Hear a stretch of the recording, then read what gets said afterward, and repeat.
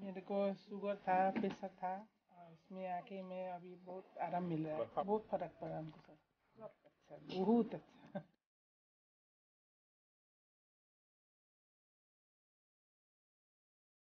यहाँ के जो डॉक्टर्स हैं, मैं डॉक्टर्स नहीं बोलूँगा, मैं उनको परिवार जैसा बोलूँगा।